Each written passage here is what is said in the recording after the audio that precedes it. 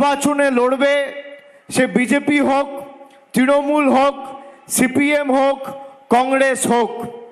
আমি দুটো প্রার্থীকে একবার আপনাদের বলবো তুলনা করে দেখুন। একদিকে ভূমিকন্যা বীরবাহা হাঁসদা, আর একদিকে যিনি প্রার্থী হয়েছেন তাকে বিজেপির নেতাকর্মীরাই মানছে না। বাড়ি তার হাওড়ায়, গত লোকসভা ভোটে কালীপদ সরেনের কাছে 1.5 লক্ষের বেশি ব্যবধানে তিনি পরাজিত হয়েছেন। এবার আবার পরাজিত হওয়ার পর তিনি আবার বিনপুরে এসে পদ্মফুলের প্রার্থী হয়েছেন। একটা ছাত্র যদি দুবার পরপর ফেল করে সেই স্কুলে আর পড়াশুনো করার অধিকার থাকে না, তাকে ট্রান্সফার সার্টিফিকেট দিয়ে স্কুল থেকে বাইরে বার করে দেওয়া হয়। আমি আপনাদের অনুরোধ করব, তৃণমূল বীরবাহাকে প্রার্থী করেছে। বীরবাহার পরিচয় আপনারা সকলে জানেন। শ্রদ্ধেয় নরেন হাঁসদার সুযোগ্য কন্যা, জেকেপিএন পার্টির প্রতিষ্ঠাতা, 5 বছর দক্ষতার সাথে মন্ত্রিত্ব সামলেছে, মানুষের জন্য কাজ করেছে, আপনাদের আশীর্বাদ নিয়ে, আপনাদের দাবি নিয়ে সোচ্চার হয়েছে। অন্যদিকে বিজেপির যিনি প্রার্থী, তার বাড়ি হাওড়ায়, বিনপুরের সাথে কোনো যোগাযোগ নেই, তাকে বিনপুরে প্রার্থী করে পাঠানো হয়েছে। আমি আপনাদের কিছু তথ্য দিয়েছি যে এখানে তৃণমূলের সরকার বিগত 5 বছরে কি করেছে।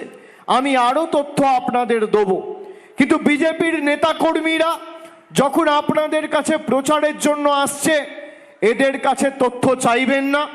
12 বছর মোদির সরকার ক্ষমতায়, বিনপুরের জন্য, জামমনির জন্য কি কাজ এই বিজেপি সরকার করেছে, আমার আদিবাসী ভাইদের জন্য কি কাজ করেছে, তপশিলি মায়েদের জন্য কি কাজ করেছে।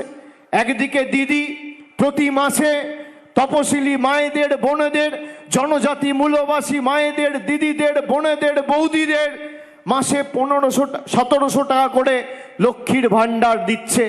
আর অন্যদিকে মোদি বাবু গ্যাসের দাম বাড়িয়ে, খাবারের দাম বাড়িয়ে, রান্নার তেলের দাম বাড়িয়ে, চা পাতার দাম বাড়িয়ে, দুধের দাম বাড়িয়ে, চা পাতার দাম বাড়িয়ে আপনার থেকে সেই টাকা নিয়ে নিচ্ছে। একদিকে দিদি দিচ্ছে আর একদিকে মোদি নিচ্ছে। যারা ধর্মের ভিত্তিতে রাজনীতি করে তাদের আমি মনে করি রাজনৈতিকভাবে তারা দেউলিয়া। আমি আমার ধর্ম বাড়িতে করব। আমরা 2024 সালের আগে এখানে আপনাদের অনুরোধ করেছিলাম যে 2019 থেকে 24 ঝাড়গ্রাম থেকে বিজেপির প্রার্থী জিতেছিল, 5 বছর বিজেপির সাংসদ ছিল। আমি বলেছিলাম এবার ভোটটা ধর্মে নয় কর্মের নামে দিন। আমি বিনপুর সহ গোপীবল্লভপুর, নয়াগ্রাম, ঝাড়গ্রাম 4টে বিধানসভা এই জেলায় রয়েছে। আমি এই জেলাবাসীর কাছে কৃতজ্ঞ। এবং আপনারা যে কাজ করে দেখিয়েছেন, আপনারা 4-0 করে তৃণমূলের পক্ষে কালীপদ বাবুকে পাঠিয়েছেন দিল্লিতে সংসদে প্রতিনিধিত্ব করবার জন্য। আমি আপনাদের কৃতজ্ঞতা জানাবো, কিন্তু এই জয়ের উন্নয়নের ধারা আমাদের অব্যাহত রাখতে হবে। তার কারণ, যে বিজেপি সংবিধান পাল্টানোর কথা বলেছিল, আজকে 240টা আসন পেয়ে সংবিধান পাল্টাতে চেষ্টা করছে এই বিজেপি।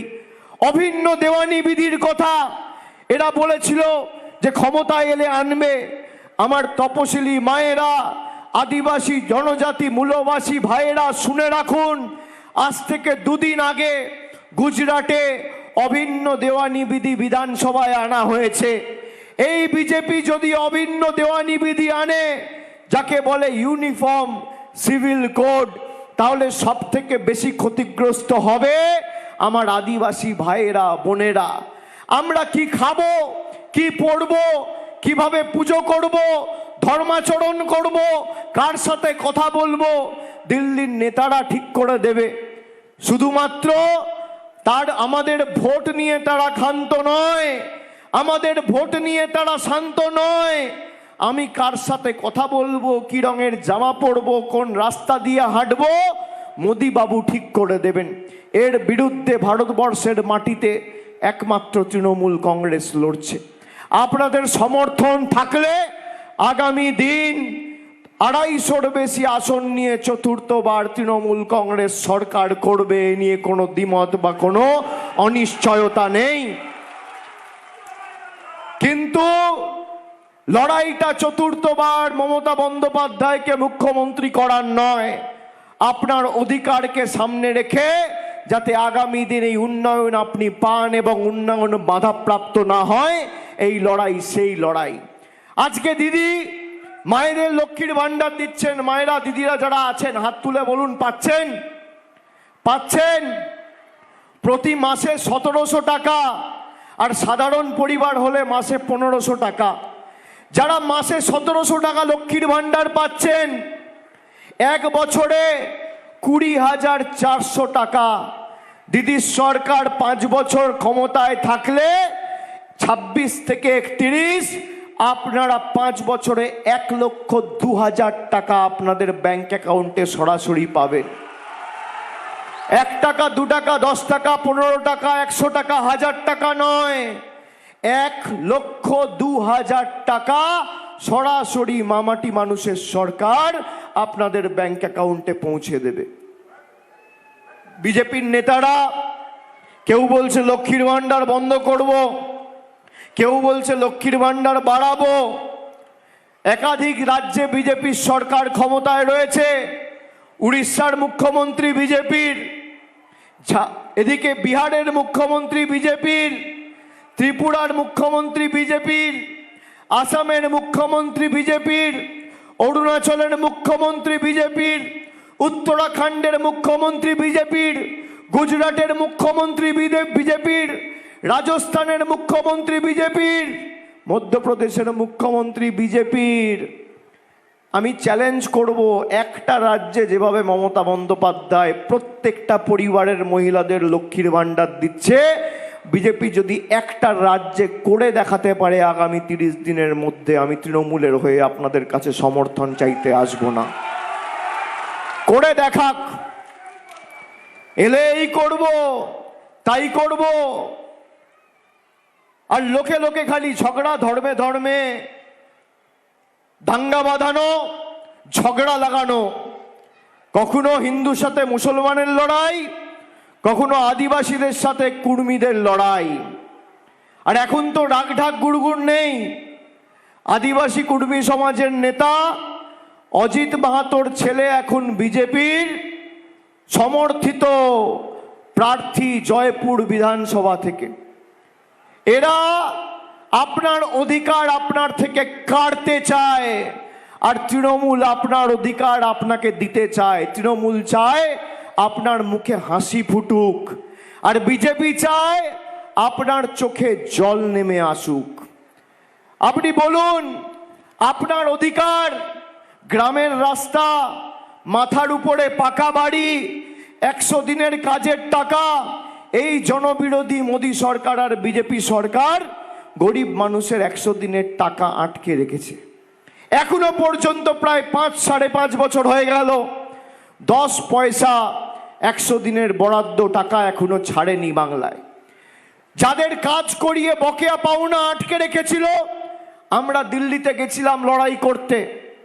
এখানকার যিনি প্রার্থী হয়েছেন আমাদের দলের বীরবাহা হাসদা, আমার সাথে তিনিও ছিলেন। আমার এখনো মনে আছে, যখন আমরা কৃষি ভবনে বসে আছি, মন্ত্রী দেখা করছে না বলে প্রতিবাদ জানিয়ে মাটিতে মেঝেতে আমার ডান দিকে দোলা সেন আর বাঁ দিকে বীরবাহা হাসদা টানতে টানতে হেঁচড়াতে হেঁচড়াতে চুলের মুঠি ধরে দিল্লি পুলিশ টেনে নিয়ে গেছিল। তারা আদিবাসী প্রেমের কথা বলে, তারা তপশিলি প্রেমের কথা বলে, যারা একটা মহিলাকে সম্মান দিতে পারে না। দিল্লি পুলিশ কার অধীনস্থ? অমিত শাহর অধীনস্থ। অমিত শাহকে নরেন্দ্র মোদীর সহকর্মী, বিজেপির প্রাক্তন সর্বভারতীয় সভাপতি। আজকে তার অধীনস্থ দিল্লি পুলিশ আদিবাসী জনজাতি প্রতিনিধিদের টানতে টানতে হেঁচড়াতে হেঁচড়াতে চুলের মুঠি ধরে নিয়ে গেছে।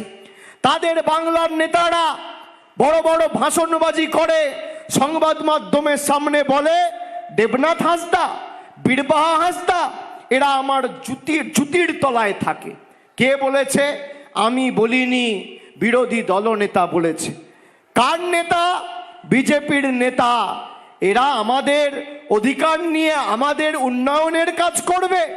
বিজেপি ক্ষমতায় আসলে আপনি আপনার অধিকার থেকে বঞ্চিত হবেন।